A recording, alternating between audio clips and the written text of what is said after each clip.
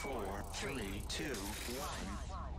Broadcasting live from the Newsmax studio in New York City. A fusion of politics, commentary, entertainment, and sports. Steve and his team bring you the latest news and opinion now. Here is Steve Malzberg. All right, folks, we're going to get to Caroline Glick, but as we introduce her, we're all going to watch a little bit of what we've heard too much of lately, I'm sorry to say, John Kerry. It's a hell of a pinpoint operation. It's a hell of a pinpoint operation.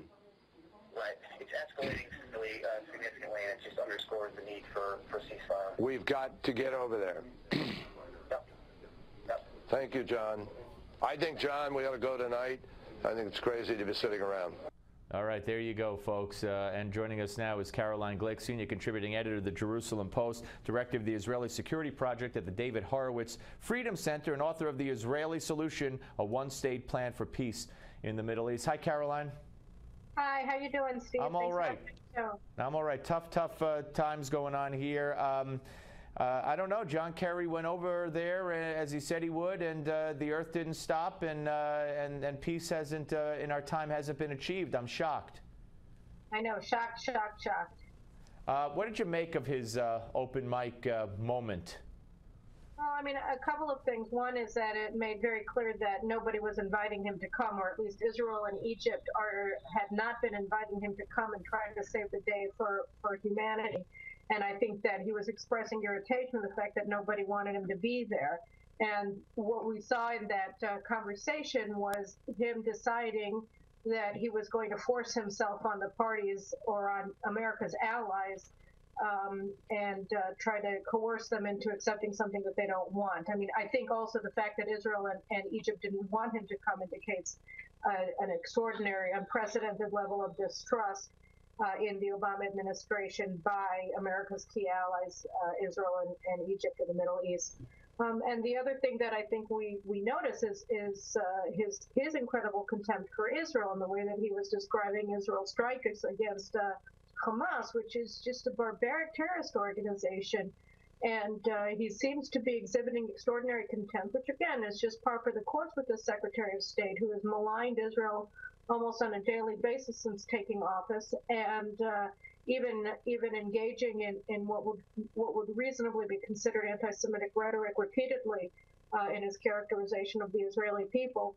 And so I think that that part of his comments also indicates that Israel, at a minimum, is acting properly in not trusting him at all. I've been waiting all day to get your take on this because I can't think of anybody better than you that I'd rather hear a reaction from. You know, John Kerry also said in that interview that, you know, first you have a ceasefire, then we'll address all the outstanding issues. And he said it again today in Egypt or wherever he was speaking from. You know, Hamas has to stop. We have to have a ceasefire. Then, you know, we'll sit down and we'll address all the concerns. What on earth is he talking about? He expects Israel to, A, sit down at the table with Hamas, or even through an intermediary, have it pay off for Hamas by addressing their concerns after all of this? I mean, I don't even get it. You know, we have a limited time for this interview, and I could just go on and on and on about how appalling the administration's behavior is, but I think that we should suffice it to say this. America's key Middle East allies, not only Israel and Egypt, but also Saudi Arabia and United Arab Emirates, are all openly opposing Hamas. Those Arab states, which again are key American allies, are all, for the first time in Israel's history, supporting Israel's battle against an Islamic terrorist organization, Hamas. On the other hand, you have Qatar and Turkey that are the largest state sponsors, not only of Hamas, but also of Al-Qaeda, ISIS in Iraq, and al-Nusra in Syria, and ISIS, of course, in Syria as well. And they are acting as Hamas's representatives to the international community in this current terrorist campaign that Hamas is waging against Israel. And the United States is siding with Qatar and with Turkey, and through them with Hamas, against Israel and Egypt in its demand for an immediate cessation of Israeli counterstrikes against the Hamas murder machine in Gaza. No, you're absolutely right. You laid it all on the table, and that's exactly what is happening here. Let me ask you another question. To me, it's one thing to drop leaflets from the air and give warnings when you're bombing or about to bomb an area of Gaza or anywhere else. It's quite another to give a trumpeted warning and telegraph the fact that, hey, I'm coming in on the ground, to this town, so you better move. And we've seen the results. I mean, I don't want to blame it on that because I don't know enough to blame it on that. But it would seem that the death of some of the Israeli soldiers through the booby trapping it would be directly related to Israel saying, here we come, watch out, you better get out of there, because the terrorists aren't getting out of there, or they are, but they're booby trapping the place first. I don't get that strategy. Well, no, they're not leaving. And the other problem with the way that Hamas is fighting, and again, this goes to the barbarism of this organization and to the utter evil that it represents on the planet, is that Israeli forces that have been wounded in some of the pitched battles in Gaza, it just was reported today on Israel radio that their parents were telling radio journalists that their sons are reporting horrific scenes on the battlefields in places like Sijaiya in Gaza, where we've had some of the worst fighting and the largest number of Israeli military fatalities. Hamas is sending children into the battlefields, pushing them in front of the terrorists, arming them with suicide belts and with rifles, and ordering them to shoot at Israeli forces. One Israeli soldier told his parents that a Hamas terrorist charged at him and his comrades while holding a rifle in one hand and a baby in the other hand in order to prevent them from shooting at him while he was charging at them. These people are barbarians. These people are evil. And, I think that what they're saying to Israel is that if you defeat us, then you become evil too, and that's what we're forcing you to do.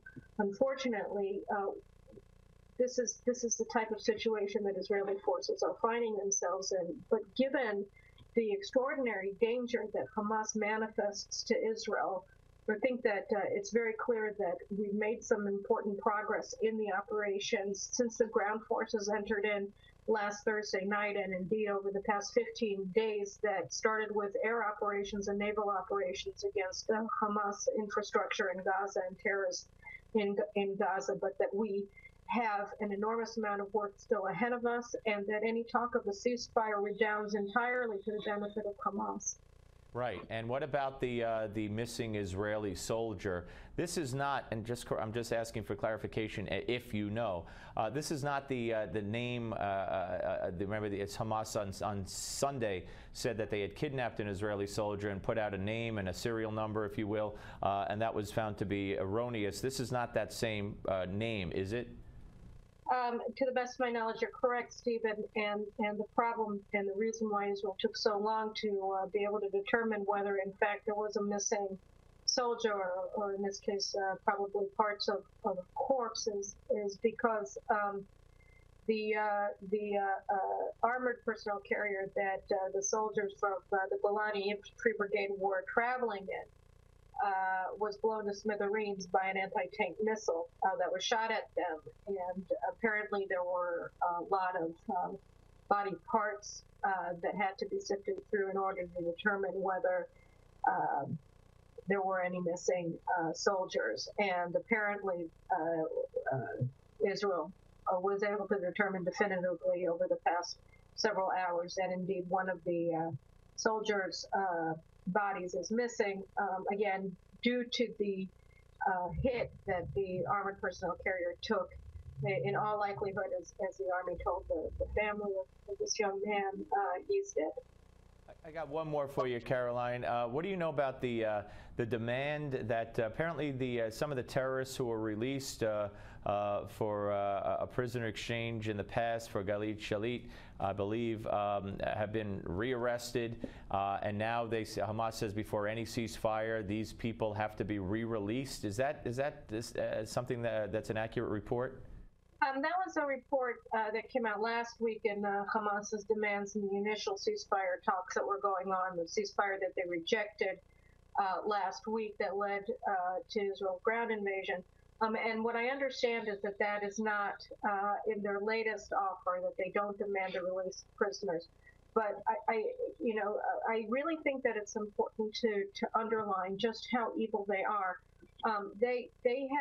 We have uncovered tunnel shafts filled with explosives, with bombs that were directly underneath Israeli kindergartens in the border communities adjacent to Gaza. I mean, these people fully intended to blow up kindergartens with the children inside and massacre them.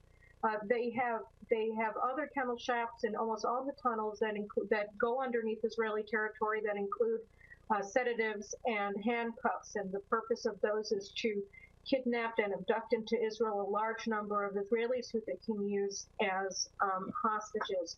So, I mean, every single aspect of Hamas's warfare involves perfidy, involves war crime, which is a war crime, and other forms of crimes against humanity. And for anybody to come in and claim that there's some sort of a moral equivalence between Israel and our armed forces and Hamas and the population that is sustaining this criminal enterprise and this terrorist war is evil in and of himself. And this is a war that has to be fought, and it must be won. It never ends. Caroline, thank you very much. Great to talk to you. Thank you very much. Bye-bye. Caroline Glick, ladies and gentlemen, here on the Steve Malzberg Show. And we will continue when we return. Legendary Dallas area radio talk show host Mark Davis on the Steve Malzberg Show.